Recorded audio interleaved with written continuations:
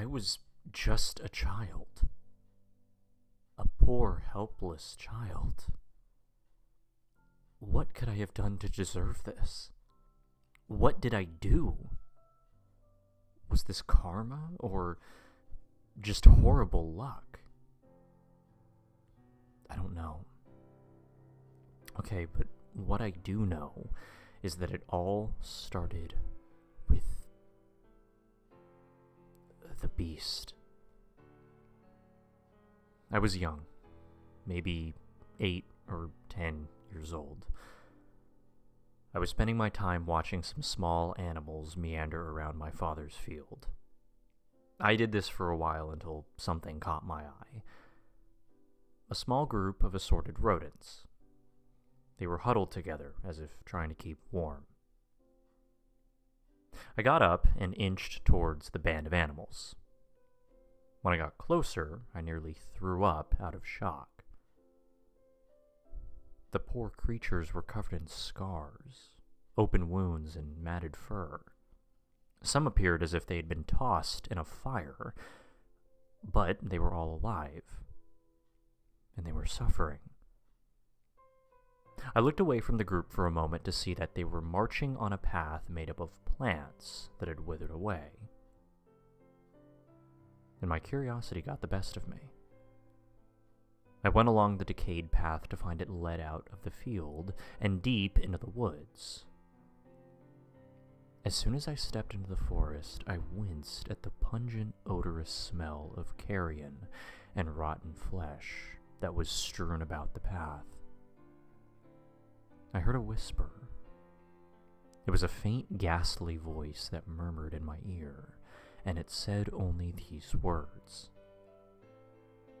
The ash, ash, ash, ash. And each time it spoke, it grew in volume and ferocity. The voice was now pounding on my eardrums, and then it stopped. My eyes frantically looked back and forth, hoping not to see anything.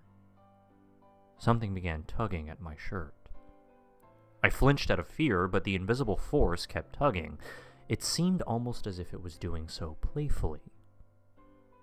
I felt a moment's relief until the childish tugs became violent jerks. And whatever it was had me in its grasp. It pulled me as fast as a cheetah. The whole forest became a blur as I was being taken by some unknown force. I was weak, tired, and struggling to stay awake. But I fell unconscious.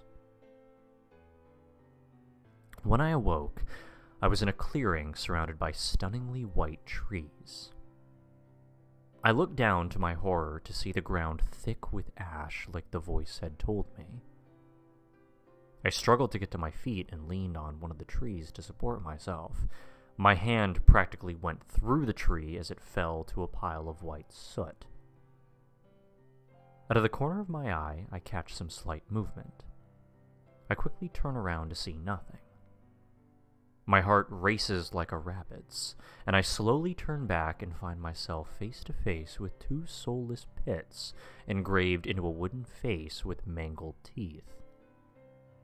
My eyes dared to look at its razor-sharp, scythe-like claws and pitch-black, bony bodies that bled liquid soot. I turned my attention back to its eyes. They mesmerized me, putting me in a trance. I couldn't move. I feel a sharp pain in my chest that descends to my lower abdomen. The creature briefly looked down to let my eyesight go. I looked down to see my shirt ripped and my entire torso bleeding slowly. I look at the creature to see it licking its blood-stained claws in satisfaction. The ground beneath me gave way. I now lay in a pit, illuminated by the false hope of the hole in the ground above. The fall has broken my limbs and bones, but I am far from dead. Where there once were wounds, there is now a decaying mass of ash on my torso. I can only believe that this is what is sustaining my existence. It should only be a matter of time until the skin rots off my bone and I cease to exist. The only thing down here that drives me mad is the constant whisper that never stopped all throughout my suffering. Simply saying, the ash, ash, ash.